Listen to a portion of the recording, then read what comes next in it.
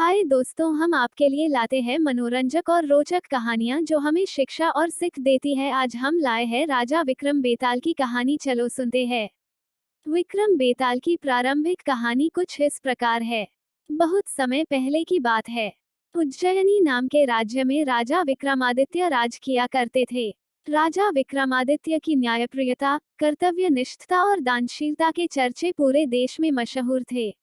यही कारण था कि दूर दूर से लोग उनके दरबार में न्याय मांगने आया करते थे। राजा हर दिन अपने दरबार में लोगों की तकलीफों को सुनते और उनका निवारण किया करते थे। एक दिन की बात है। राजदरबार लगा हुआ था। तभी एक भिक्षु विक्रमादित्य के दरबार में आता है और एक फल राजा को देकर चला जाता है। राजा उस फल को कोषाध्यक्ष को दे देता है। उस दिन के बाद से हर रोज वह भिक्षु राजा के दरबार में आने लगा। उसका रोज का काम यही था कि वह राजा को फल देता और चुपचाप चला जाता। राजा भी प्रत्येक दिन भिक्षु द्वारा दिया गया फल कोषाध्यक्ष को थमा देता।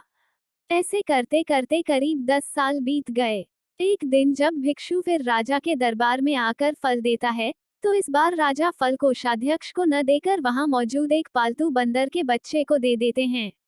ये बंदर किसी सुरक्षाकर्मी का था, जो छूटकर अचानक राजा के पास आ जाता है। बंदर जब उस फल को खाने के लिए तोड़ता है, तो उस फल के बीच से एक बहुमूल्य रत्न निकलता है। उस रत्न की चमक को देख राज दरबार में मौजूद सभी लोग हैरत में पड़ जाते हैं। राजा भी यह नजारा देख आश्चर्य में पड़ जाता है। राजा कोषाध्यक्ष को इससे पूर्व भिक्षु द्वारा दिए गए सभी फलों के बारे में पूछता है। राजा के पूछने पर कोषाध्यक्ष बताता है कि महाराज, मैंने उन सभी फलों को राजकोष में सुरक्षित रखवा दिया है। मैं उन सभी फलों को अभी लेकर आता हूँ। कुछ देर बाद कोषाध्यक्ष राजा को आकर बताता है कि सभी फल सड़ गल गए हैं। उनके स्थान पर बहुमूल्य रत्न बचे हुए हैं। ये सुनकर राजा बहुत खुश होता है और कोषाध्यक्ष को सारे रत्न सौंप देता है। अगली बार जब भिक्षु फल लेकर दोबारा विक्रमादित्य के दरबार पहुंचता है, तो राजा कहते हैं, भिक्षु, मैं आपका फल तब तक ग्रहण नहीं करूंगा जब तक आप यह नहीं बताते कि हर दिन आप इतनी बहुमूल्य भेंट मुझे क्यों अर्पित करते हैं। राजा की यह बात सुन भिक्षु उन्हें एकांत स्थान पर चलने को कहता है। एकांत में ले जाकर भिक्षु राजा को बताता है कि मुझे मंत्र साधना करनी है और उस साधना के लिए मुझे एक वीर पुरुष की जरूरत है। चूंकि मुझे तुमसे वीर दूसरा कोई नहीं मिल सकता, इसलिए यह बहुमूल्य उपहार तुम्हें दे जाता हूँ। भिक्षु की बात सुन राजा विक्रमादित्य उसकी सहायता करने का वचन देते हैं। तब भिक्षु राजा को बताता है कि अगली अमावस्या की रात को उसे पास के शमशान आना होगा, जहां वह मंत्र साधना की तैयारी करेगा। इतना कहकर भिक्षु वहां से चला जाता है। अमावस्या का दिन आते ही राजा को भिक्षु की बात याद आती है और वो वचन के अनुसार शमशान पहुंच जाते हैं। राजा को देख भिक्षु बहुत प्रसन्न होता है। भिक्षु कहता है, हे राजन, तुम यहाँ आए, मैं बहुत खुश हुआ कि तुम्हें तुम्हारा वचन याद रहा। अब यहाँ से पूर्व की दिशा में जाओ। वहाँ एक महाश्मशान मिलेगा। उस महाश्मशान में एक शीशम का एक विशाल वृक्ष है। उस वृक्ष पर एक मुर्दा लटका हुआ है। उस मुर्दे को तुम्हें मेरे पास लेकर आना है।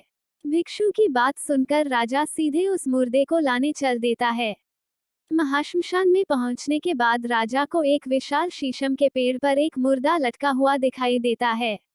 राजा अपनी तलवार खींचता है और पेड़ से बंधी डोर को काट देता है।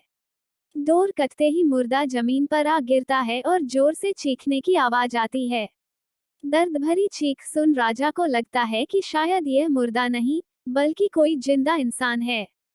थोड़ी देर बाद जब मुर्दा तेजी से हंसने लगता है और फिर पेड़ पर जाकर लटक जाता है, तो विक्रम समझ जाता है कि इस मुर्दे पर बेताल चढ़ा है। काफी कोशिश के बाद विक्रम बेताल को पेड़ से उतार अपने कंधे पर टांग लेते हैं। इस पर बेताल विक्रम से कहता है, विक्रम, मैं तेरे साहस को मान गया। तू बड़ा ही पराक्रमी है। मैं तेरे साथ चलता हूँ, लेकिन मेरी एक शर्त है कि पूरे रास्ते में तू कुछ भी नहीं बोलेगा। विक्रम सिर हिलाकर हाँ में बेताल की बात मान लेता है। इसके बाद बेताल विक्रम से कहता है कि रास्ता लंबा है, इसलिए इस रास्ते को रोमांचक बनाने के लिए मैं तुझे एक कहानी सुनाता हूँ। तो ये थी विस्तार से राजा विक्रम, योगी और बेताल की आरंभिक कहानी।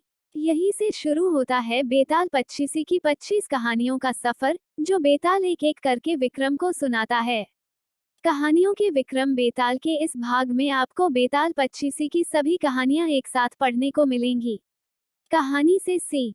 एक राजा को हमेशा विक्रमादित्य की तरह साहसी और पराक्रमी होना चाहिए, तभी वह अपनी प्रजा की रक्षा कर